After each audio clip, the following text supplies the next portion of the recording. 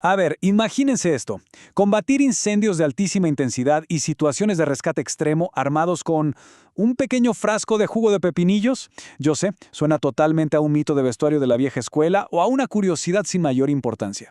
Pero aunque no lo crean, en los entornos más hostiles y caóticos de los servicios de emergencia, esta sustancia aparentemente tan cotidiana se ha convertido en una herramienta táctica absolutamente indispensable.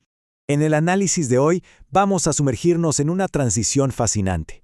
Vamos a ver cómo el jugo de pepinillos pasó de ser un simple remedio casero o un truco que usaban algunos atletas a transformarse en una herramienta crítica para la ciencia ocupacional y la seguridad industrial.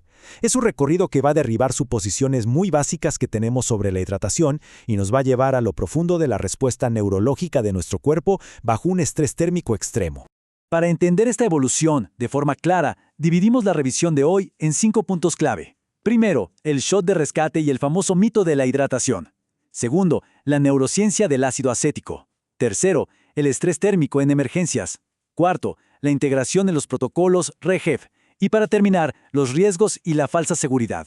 Empecemos entonces con nuestro primer punto, el shot de rescate. Para hablar de lo que verdaderamente significa administrar este shot de rescate, tenemos que hacer un cambio de paradigma gigante. Hay que quitarnos de la cabeza la idea de que esto funciona simplemente porque repone los minerales perdidos. Cuando comparamos los tiempos de respuesta del cuerpo humano, el mito de los electrolitos se desmorona por completo. Fíjense en esto. Durante años se pensó que el jugo de pepinillos detenía los calambres porque estaba lleno de sodio y potasio, ¿verdad? Pero hay un problema fisiológico insalvable. Una bebida deportiva tradicional o isotónica tarda unos 30 minutos en digerirse, absorberse en la sangre y llegar hasta un músculo fatigado. Sin embargo, con el jugo de pepinillos la reacción ocurre en una ventana rapidísima de apenas 35 a 85 segundos. Físicamente es imposible que los minerales viajen desde el estómago hasta la pierna, por ejemplo, en tan poco tiempo. Entonces, si no es una acción química de rehidratación, definitivamente tiene que ser otra cosa. Y eso nos lleva directamente a nuestra segunda sección, la neurociencia del ácido acético. Aquí es donde descubrimos la verdadera naturaleza de este truco de magia biológico. Resulta que todo esto no ocurre en el sistema digestivo, ocurre en el sistema nervioso. El héroe de la historia, el ingrediente secreto que salva la situación, no es la sal, es el ácido acético. Sí, lo que comúnmente llamamos vinagre. Al tragar el jugo, ese ácido entra en contacto con unos receptores que tenemos justo en la parte posterior de la garganta, y ahí es donde se detona lo que conocemos como el reflejo orofaringio. Mucho, pero mucho antes de que el líquido siquiera toque el estómago, la garganta ya mandó una señal de emergencia que interrumpe la actividad normal de nuestro sistema nervioso central. Básicamente estamos hackeando el sistema de comunicación del propio cuerpo. Vamos a desglosarlo paso a paso para ver cómo se construye este mecanismo en nuestro organismo. Paso 1. Ocurre ese contacto sensorial del ácido en la garganta. Paso 2. Esa señal inhibitoria sube disparada hacia el sistema nervioso central. Paso 3. Y aquí está la verdadera clave de todo. El cerebro responde reduciendo drásticamente la actividad de las neuronas motoras alfa. Estas neuronas son literalmente las culpables de emitir esas contracciones involuntarias que nosotros sentimos como un calambre severo. Y finalmente, paso 4. Al detenerse esa descarga eléctrica neuronal, el músculo no tiene de otra más que recibir la orden de relajarse de forma casi instantánea. Es como si alguien de repente apagara el interruptor general del calambre. Pasemos ahora a la sección 3, el estrés térmico. A ver, entender cómo funciona este mecanismo a nivel celular es fascinante, por supuesto. Pero la razón por la que esto es tan vital se vuelve clarísima cuando lo llevamos al mundo real, y más específicamente a las condiciones extremas de los servicios de emergencia. Para poner esto en perspectiva, fíjense en este número, 2 litros.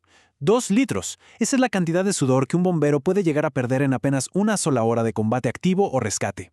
Y ojo, no estamos hablando de sudar un poco en el gimnasio, estamos hablando de una purga masiva, acelerada y brutal de fluidos y minerales. Esto crea sin duda un escenario biológico muy peligroso. Y a esa inmensa pérdida de líquidos tenemos que sumarle el factor del equipo de protección personal, el famoso EPP. Este equipo estructural salva vidas porque aísla al bombero del tremendo calor del fuego, claro que sí. Pero el efecto secundario es que crea un microclima completamente cerrado. Actúa como una trampa que encapsula el propio calor metabólico de la persona. Como ese calor no tiene por dónde ventilarse de forma natural, la temperatura interna del cuerpo se dispara rapidísimo. Este escenario es el detonante perfecto para una fatiga neurológica severa y esos peligrosos calambres por calor. Y en medio de un incendio o un rescate, un espasmo muscular no es solo un dolorcito molesto, es una falla mecánica total del operador. Precisamente por eso es que las ventajas operativas de este jugo son una verdadera genialidad estratégica.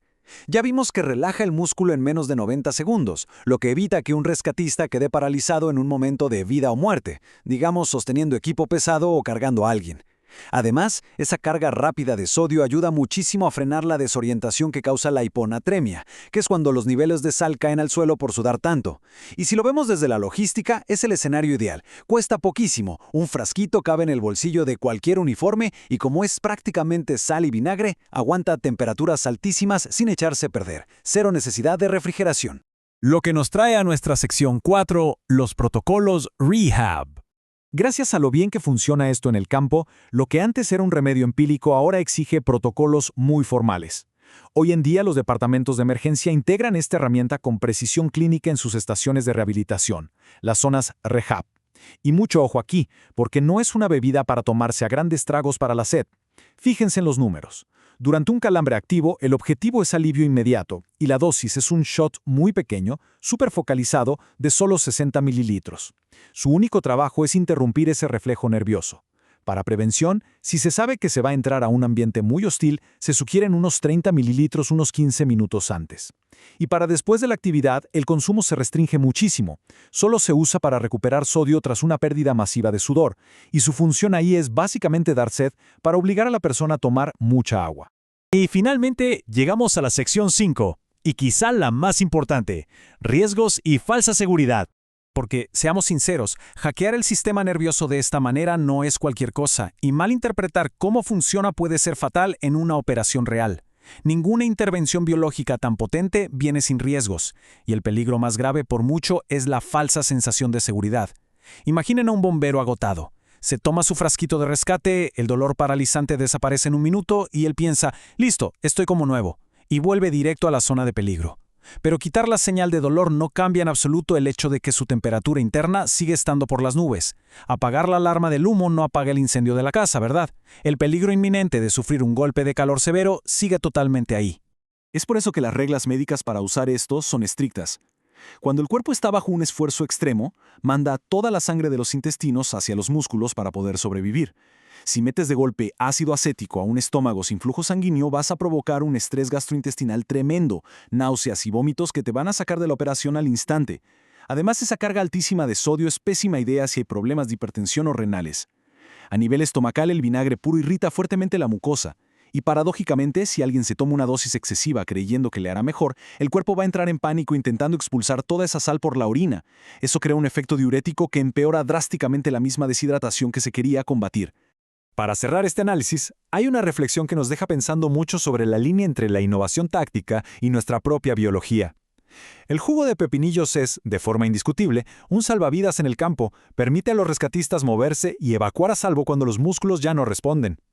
Pero, al usar estos atajos biológicos para silenciar los sistemas de alarma que la propia naturaleza diseñó para protegernos, ¿hasta qué punto estamos distorsionando nuestra percepción real del peligro? Entender la neurociencia nos da el superpoder de pausar la fatiga extrema, sí, pero el precio a pagar es una disciplina absoluta. La ciencia nos otorga el control para apagar la alarma, es cierto, pero la verdadera seguridad táctica radica en nunca olvidar por qué esa alarma comenzó a sonar en primer lugar.